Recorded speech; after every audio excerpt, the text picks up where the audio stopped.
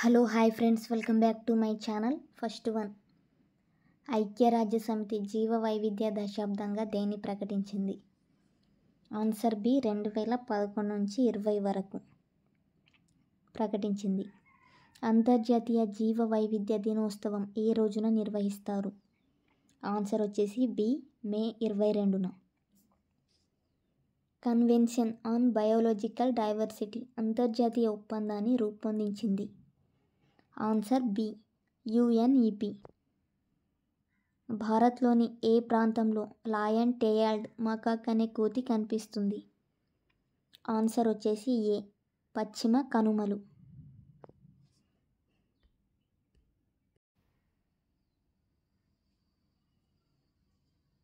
Conservation international అనే అంతర్జాతీయ పరిరక్షణ సంస్థ ఎక్కడ ఉంది? Answer D, Washington. ప్రపంచంలోని 17 మెగా బయోడైవర్సిటీ దేశాల జాబితాలో లేనిది? Answer A, Sri Lanka. ప్రపంచంలోని మెగా బయోడైవర్సిటీ కేంద్రాల్లో భారత్ స్థానం? ఆన్సర్ సి, 7వ స్థానం. జీవ వైవిధ్య సంరక్షణ కోసం కుదుర్చుకున్న convention on biological diversity BD అంతర్జాతీయ ఒప్పందం ఎప్పటి నుంచి అమల్లోకి వచ్చింది?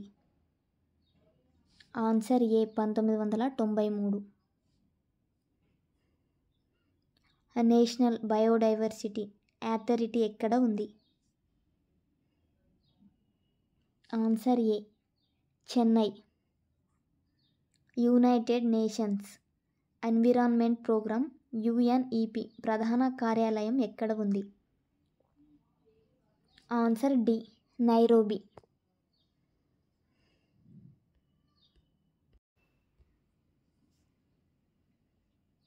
వరల్డ్ ఎర్త్ డేను ఎప్పుడు నిర్వహిస్తారు? ఏప్రిల్ 22న. భారత్లో ఉభయచర వైవిధ్యం అధికంగా ఉన్న ప్రాంతం ఏది? ఆన్సర్ బి, పశ్చిమ కనుమలు. బట్టమేక పక్షులు గ్రేట్ ఇండియన్ బస్టర్డ్ ఎక్కువగా ఏ రాష్ట్రంలో కనిపిస్తాయి? ఆన్సర్ వచ్చేసి డి, రాజస్థాన్. కర్ణాటకలో ఎన్ని టైగర్ రిజర్వాయర్లు ఉన్నాయి?